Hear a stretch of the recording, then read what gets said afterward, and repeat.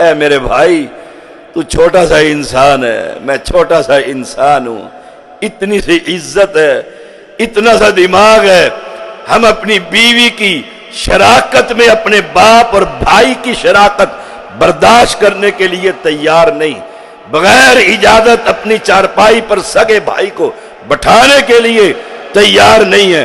وہ بادشاہ اپنی مخلوق کو اپنی حکومت میں شراکت دینے کے لیے تیار ہوگا، اسے بڑی غیرت آتی ہے۔ اس لیے حدیث قدسی ہے، فرمایا رسول اللہ صلی اللہ علیہ وسلم نے، یہ بندہ رب کہتا ہے یہ بندہ مجھے گالیاں دیتا ہے، گالیاں رب کو دیتا ہے۔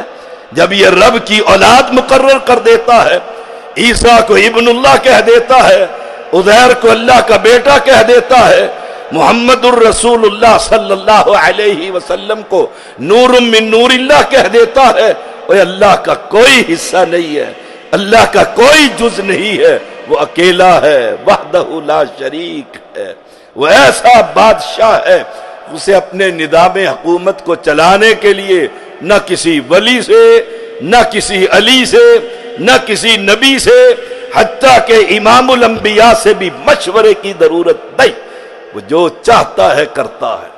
جب وہ ارادہ کرتا ہے کسی شے کا، کن کہتا ہے فیکون ہو جاتا ہے۔ اس بادشاہ کو چھوڑ کر ان قبروں پر جانے لگ گئے ہو، اس زندہ کو چھوڑ کر اس مردے کو پکارنے لگ گئے ہو، اور زندہ سے ناتا توڑ کر مردوں سے ناتا جوڑ لیا ہے، اور انسان ہو کر انسان کے سامنے جھک رہا ہے، تو جانور سے بھی بدتر ہو گیا ہے۔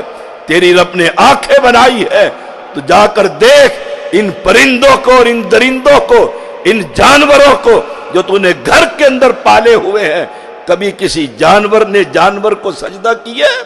کبھی کسی جانور نے جانور سے کچھ مانگا ہے؟ تو انسان ہو کر مردے سے مانگ رہا ہے۔ یہ جہنم اسی لیے بنائی گئی ہے۔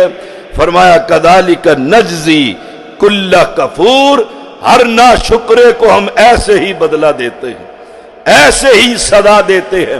پھر وہ چیختا اور چلاتا ہے جہنم کے اندر کہ یا اللہ یا اللہ، وَهُمْ يَسْتَرِخُونَ فِيهَا، قرآن کہتا ہے اس جہنم میں یہ چلائیں گے، کوئی فائدہ ہوگا؟ اتنا جبار ہے، اتنا قہار ہے، اور اللہ کو اس شرک پر بڑی غیرت آتی ہے۔